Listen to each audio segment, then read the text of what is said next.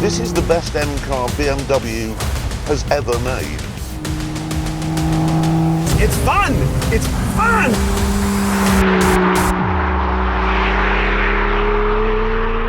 Ten years ago, BMW decided to release BMW F87 M2, a small rear-wheel drive, angry M car, which was affordable and which everyone loved. 10 years on, and I think this might be the best modern BMW M car. But is it? Well, let's find out.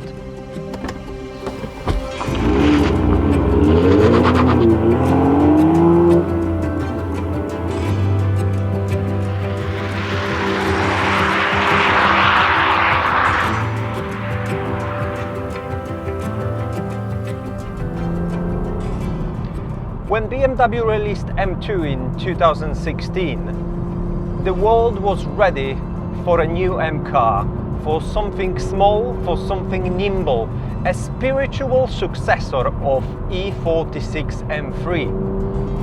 And M2 definitely was the answer. M2 is surprisingly similar in size to E46 M3, although 3 inches wider, giving it this amazing stance. The M2 has actually shorter wheelbase as well. Despite being 2 generations apart, both cars weighed roughly the same.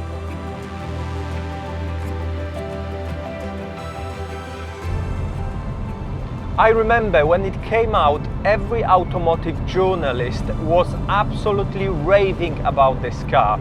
Everyone loved it. Everyone thought this was the big comeback to core for BMW.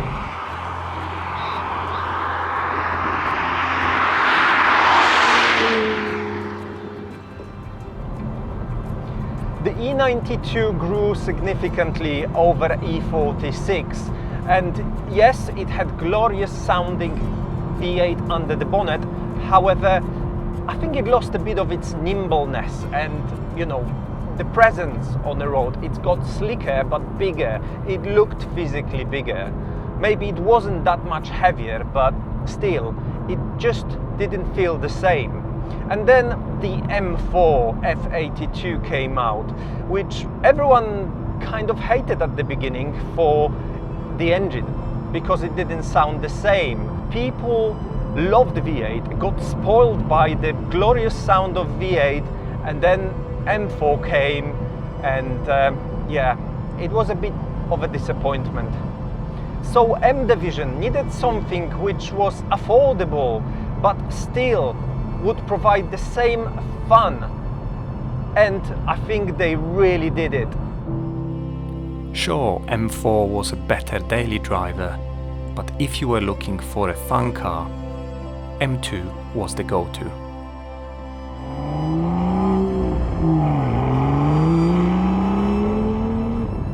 But then the hate started. Keyboard warriors couldn't hold it anymore. Suddenly M2 wasn't a real M car because it didn't have S engine. I bet 99% of them never actually drove one. But yet it was the spec sheet which was upsetting them so much. The comments were just keep saying this is just an M235i with N55 and a bit wider body. There's no difference between those cars, and I think there was about £12,000 difference in a price, and they just couldn't stomach it. They all thought it's not worth it. It's the same car. It's identical. But they could not have been more wrong on that. I had M135i and then moved to M2, and within 100 meters of leaving dealership with this car, I knew it was completely different. The feel you get in this car, it's just so much more hardcore than M235i. And that's because of the rigidity of this body. That's because of the suspension. Despite many similarities, it is not the same car. And if you're interested in hearing more about how it compares to M240, click at the pop-up link here. But in short, M2 was never the greatest choice for a daily driver. At lower speeds it felt overly stiff. It is far noisier as well due to wider tyres and less sound insulation. In mid-2017, BMW came out with LCI model, which redesigned the dash, gave it new gauge cluster and new LED lights. It wasn't a massive change. There wasn't really any mechanical changes. It was just purely a facelift. And then in late 2018, the M2 competition arrived. And that was another sting to M2 OG, because suddenly everyone was raving about S55 engine. Everyone was saying this is a proper M car. The N55 should have never been in the M2. The cars felt identical. I drove them back to back.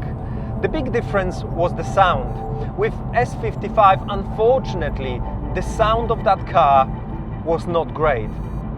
Over the years, there have been many different exhausts for that car, which made it sound better, but never great.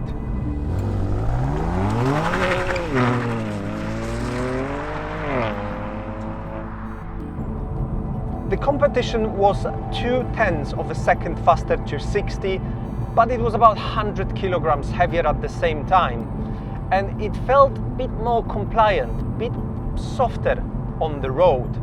And that's probably because of the weight, which kept the car a bit more stable on the road. But these differences were really negligible.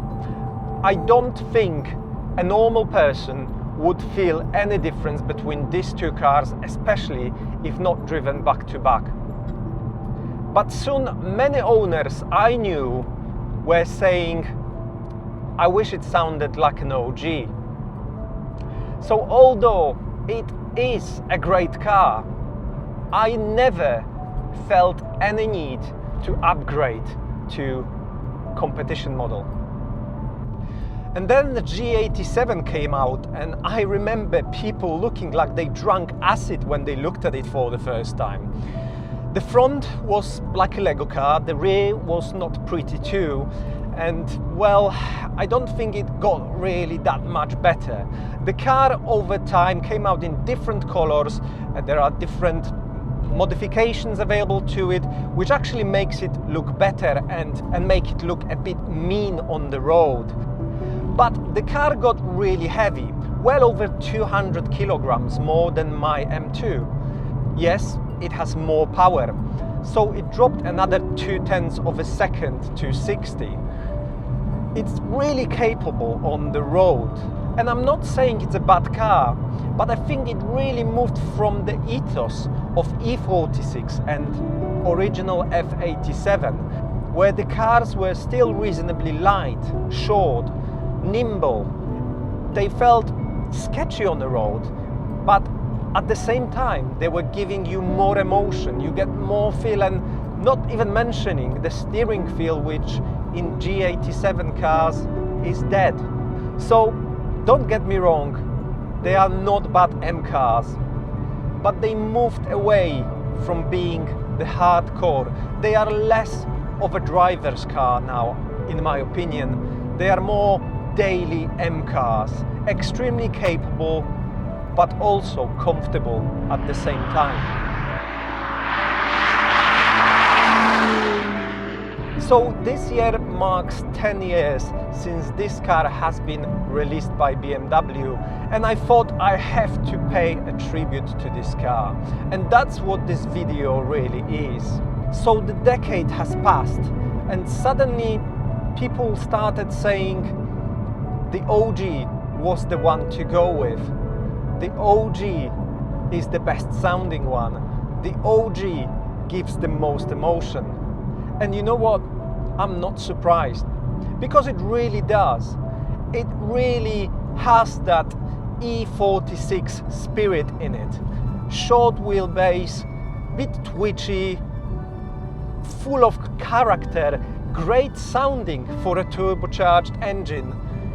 It just makes you smile every time you drive it. And yes, it's not a nice car when you drive it as a daily.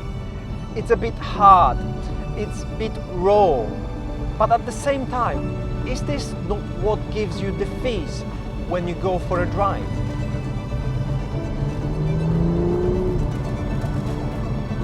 I think people will remember the original M2 as the one which really stood out, the one which is most driver focused, the one which you should have bought. Do you agree with me, or I got it wrong? Let me know in the comment section. Please consider subscribing to my channel, hit that like and hype button, and I see you shortly in the next one. Thank you for watching. Goodbye. Do widzenia.